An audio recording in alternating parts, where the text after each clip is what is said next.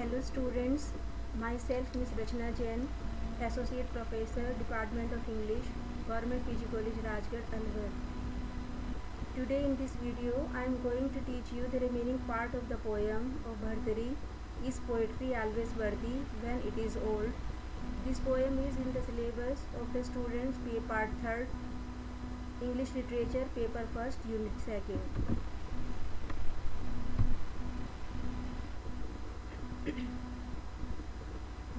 The topics of my today's lecture are Introduction to the poet Bhartari, his major works, the poem Is Poetry Always Worthy When It Is Old, explanation of the poem with context.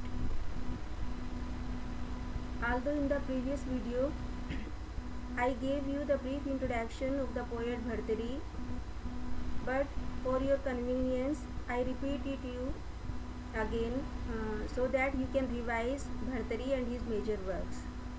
King Bhartari was a Sanskrit poet, philosopher, moralist and a grammarian. He lived in the latter half of the 5th century. He was the king of Ujjaini in Malwa in central India. He belonged to the Parmar dynasty and was the elder brother of King Vikramaditya. He was generous to his subjects. He was a great scholar and a lover of poetry and nature. Legend has it that he renounced the world and retired to the forest upon the discovery of his queen Pingla's infidelity.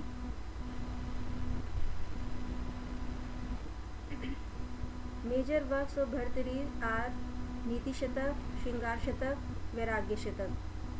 Niti Shatak contains 100 verses on ethics, Shringar Shatak contains 100 verses on love, and Vairagya Shatak contains 100 verses on renunciation.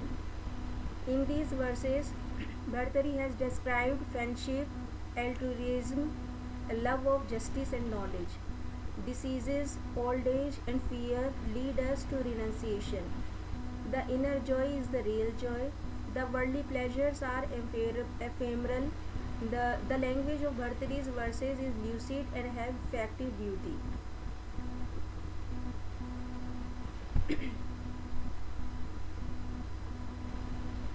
This stanza is of 6 lines. I read you the poem. A man lives long lives of 100 years, yet half is to sleep and half the rest again, old age and childhood.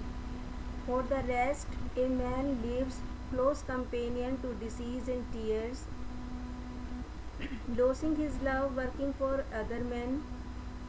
Where can joy find a space in the short span?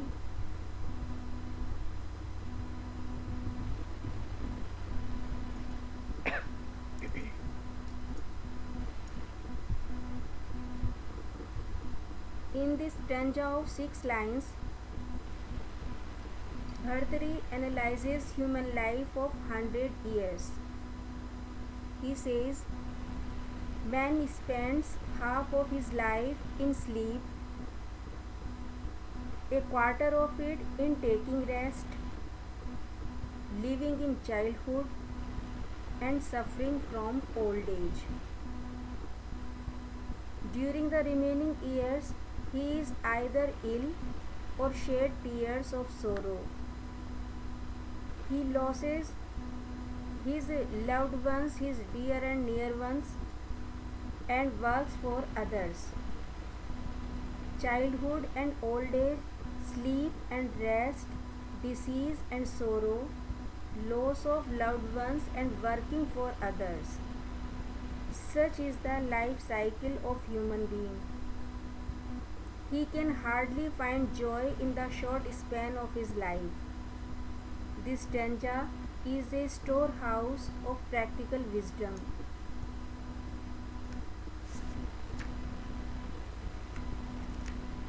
The poet Bhartari has presented a realistic picture of human life. According to him, human life is like a vast area of desert and joy is like a flower found at long distances. The rhyme scheme of this stanza is ABB ABB.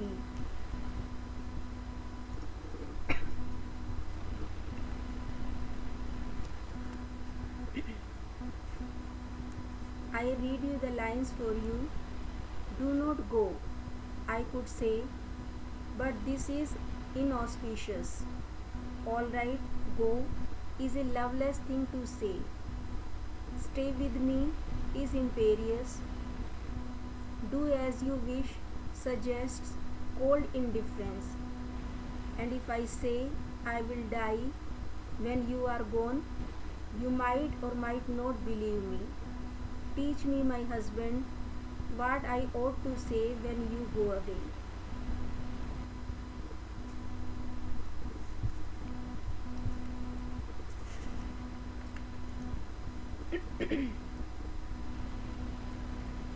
Here,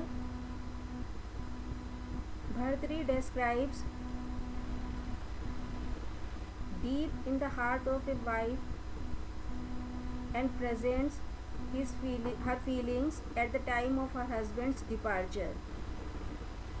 The wife is distressed at the prospect of the husband's parting. She wonders what she should say when her husband is about to depart from her. She thinks of various options ranging from the plaintive to the cold and loveless.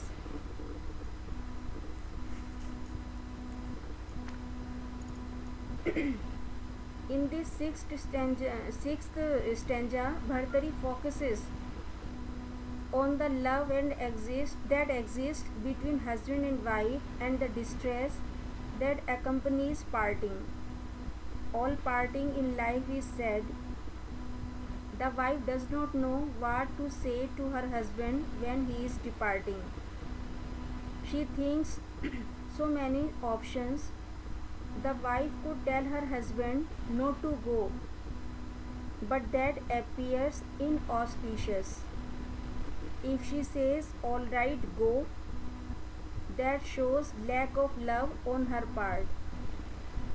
If she says, don't go, stay with me, that is something domineering on her part and she expects obedience.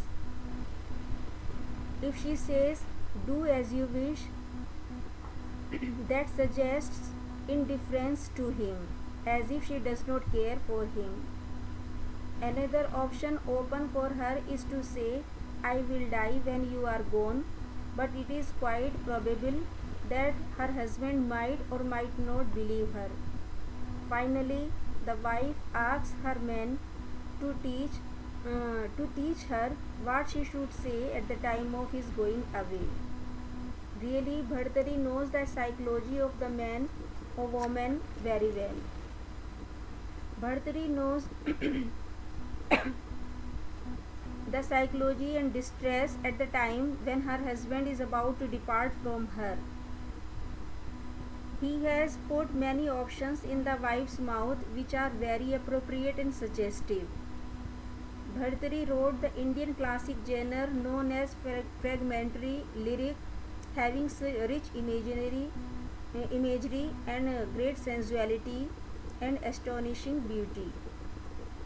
This passage reminds us of the Elizabeth Barrett Browning's sonnet in which she asks her husband to teach her how to thank him for loving her. So I hope you understand the explanation of these stanzas.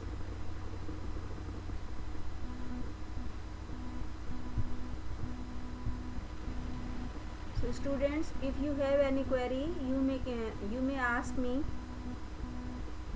Thank you for listening to my presentation. I hope you enjoyed it. Thank you.